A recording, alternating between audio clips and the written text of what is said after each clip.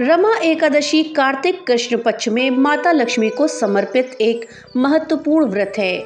ये व्रत सुख, समृद्धि और धन की वर्षा लाता है। दोस्तों, 2025 में ये व्रत 17 अक्टूबर को रखा जाएगा। दोस्तों, ये एकादशी हिंदू संस्कृति में मनाए जाने वाले महत्वपूर्ण एकादशी व्रतों में से एक है। एकादशी का व्रत श्री हरि विष्णु को समर्पित होता है। रमा एकादशी के दिन पूरे श्रद्धा भाव से विष्णु भगवान का चिंतन मनन करने से जीवन में सुख और समृद्धि बनी रहती है। रमा एकादशी का संबंध माता लक्ष्मी से है, क्योंकि लक्ष्मी जी को रमा भी कहते हैं। मान्यता है कि इस दिन व्रत रखने से भक्तों को सुख समृद्धि मिलती है और उनके घर पर धन की वर्षा होती है। इस व्रत को करने से माता लक्ष्मी प्रसन्न होती हैं। दोस्तों, आज इस वीडियो में हम रमा एकादशी की व्रत कथा को सुनेंगे। इस कथा को सुनने के लिए वीडियो में हमारे साथ अंत तक बने रहिएगा, जिससे कि आपको सही और सटीक जानकारी प्राप्त हो पाए।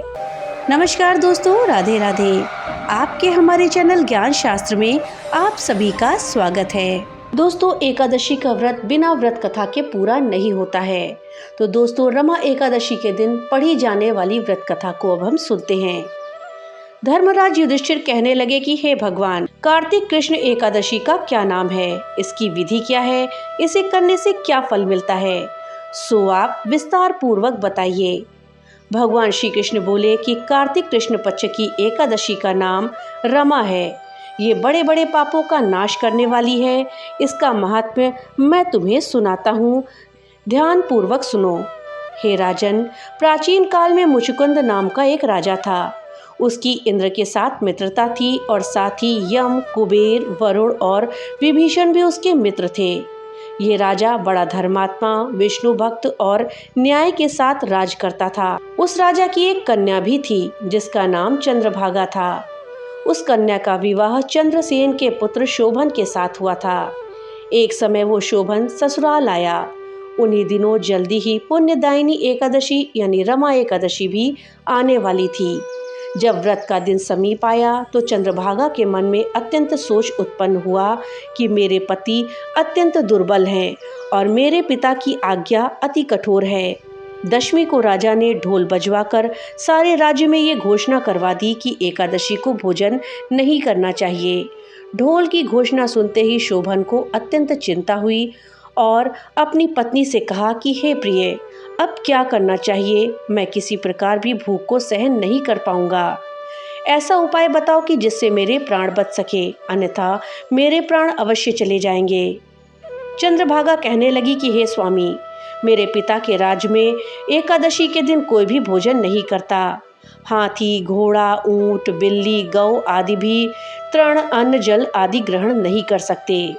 फिर मनुष्य का तो कहना ही क्या है। अगर आप भोजन करना चाहते हैं तो किसी दूसरे स्थान पर चले जाइए, क्योंकि यदि आप यहीं रहना चाहते हैं तो आपको अवश्य ही व्रत करना पड़ेगा। ऐसा सुनकर शोभन कहने लगा कि हे प्रिय, मैं अवश्य व्रत करूंगा। जो भाग्य में लिखा होगा वो देखा जाएगा। इस प्रकार के विचार कर शोभन ने व्रत रख लिया और वो भूख व प्यास से अत्यंत पीड़ित हो गया। जब सूर्य नारायण अस्त हो गए और रात्रि को जागरण का समय आया, जो वैष्णवों को अत्यंत हर्ष देने वाला था, परंतु शोभन के लिए अत्यंत दुखदायी था। प्रातः काल होते ही शोभन के प्राण निकल गए। तब राजा ने सुगंधित काष्ठ से उसका दाह संस्कार करवाया, परंतु चंद्रभागा ने अपने पिता की आज्ञा से अपने शरीर को दग्ध नहीं किया और शोभन की अंत्येष्टि क्रिया के बाद अपने पिता के घर में ही रहने लगी। रमा एकादशी के प्रभाव से शोभन को मंदराचल पर्वत पर धन धान्य से युक्त तथा शत्रुओं से रहित एक सुंदर देवपुर प्राप्त हुआ। वो अत्यंत सुंदर रत्न और वैदूर्य मणि जड़ित स्वर्ण के खंभों पर निर्मित अनेक प्रकार की स्फटिक मणियों से सुशोभित भवन में बहुमूल वस्त्राभूषणों तथा छत्र व चंवर से विभूषित गंधर्व और अप्सराओं से युक्त सिंहासन पर आरूढ़ ऐसा शोभायमान होता था, मानो दूसरा इंद्र विराजमान हो। एक समय मुचुकुंद नगर में रहने वाले एक सोम शर्मा नामक ब्राह्मण तीर्थ यात्रा करता हुआ घूमता घूमता उधर जा निकला और उसने शोभन को पहचान कर यह तो राजा का जमाई शोभन है, उसके निकट गया। शोभन भी उसे पहचानकर अपने आसन से उठकर उसके पास आया और प्रणाम करके कुशल प्रश्न किया। ब्राह्मण ने कहा कि राजा मुचकुंद और आपकी पत्नी कुशल से हैं, नगर में भी सब प्रकार के कुशल हैं, परंतु हे राजन, हमें आश्चर्य हो रहा है। आप अपना वृत्तांत कहिए कि ऐसा सुंदर नगर जो कभी ना देखा ना सुना आपको कैसे प्राप्त हुआ। तब शोभन बोला कि कार्तिक कृष्ण की रमा एकादशी का व्रत करने से मुझे ये नगर प्राप्त हुआ है, परंतु यह अस्थिर है, ये स्थिर हो जाए ऐसा उपाय कीजिए। ब्राह्मण कहने लगा कि हे राजन, ये स्थिर क्यों नहीं है और कैसे स्थिर हो सकता है, आप बताइए, फिर मैं अवश्य में वह उपाय करूँगा। मेरी इस बात को आप मिथ्या न समझिए। शोभन ने कहा कि मैंने इस व्रत को श्रद्धा रहित होकर किया है, अतः यह सब कुछ अस्थिर है।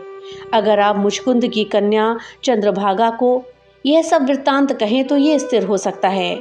ऐसा सुनकर उस श्रेष्ठ ब्राह्मण ने अपने नगर लौटकर चंद्रभागा से सब वृत्तांत कह सुनाया।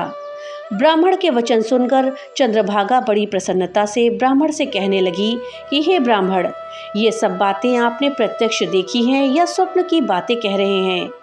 ब्राह्मण कहने लगा कि हे पुत्री, मैंने महावन में तुम्हारे पति को प्रत्यक्ष देखा है, साथ ही किसी से विजय न हो ऐसा देवताओं के नगर के समान उसका नगर भी देखा है।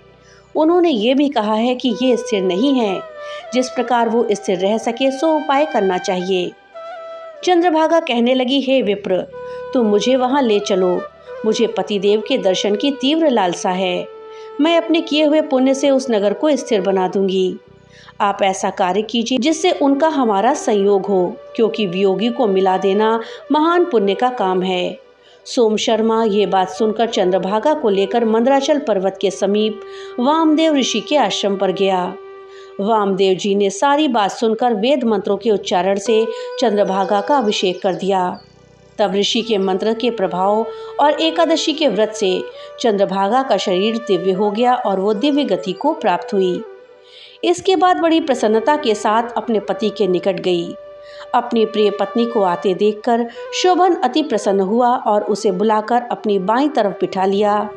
चंद्रभागा कहने लगी कि हे प्राणनाथ, आप मेरे पुण्य को ग्रहण कीजिए।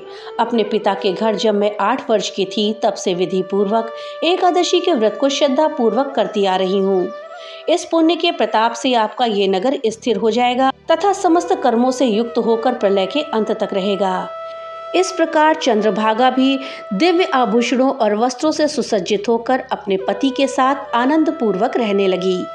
हे राजन, यह मैंने रमा एकादशी का महत्व कहा है। जो मनुष्य इस व्रत को करते हैं उनके ब्रह्म इत्यादि सभी पाप नष्ट हो जाते हैं। कृष्ण पक्ष और शुक्ल पक्ष दोनों ही एकादशियां एक समान होती हैं, इनमें कोई भेदभाव नहीं है, दोनों ही समान फल देती हैं। जो मनुष्य इस महात्म्य को पढ़ते या सुनते हैं उनके समस्त पाप दूर हो जाते हैं और उन्हें विष्णु लोक की प्राप्ति होती है। तो दोस्तों, ये थी रमा एकादशी की व्रत कथा। दोस्तों, वीडियो आपको कैसी लगी हमें कमेंट बॉक्स में लिख करके जरूर बताइएगा। अगर वीडियो अच्छी लगी हो तो वीडियो को लाइक करिएगा और ज़्यादा से ज़्यादा शेयर करिएगा, जिससे कि ये जानकारी अधिकतर लोगों तक पहुंच पाए। और हाँ, अगर चैनल पे पहली बार आए हैं तो कृपया चैनल को सब्सक्राइब कर लीजिएगा और बेल आइकन दबाना मत भूलिएगा, जिससे कि मेरी वीडियो सबसे पहले आप तक पहुंच सके। तो मिलते हैं अगली एक नई वीडियो के साथ, तब तक के लिए राधे राधे।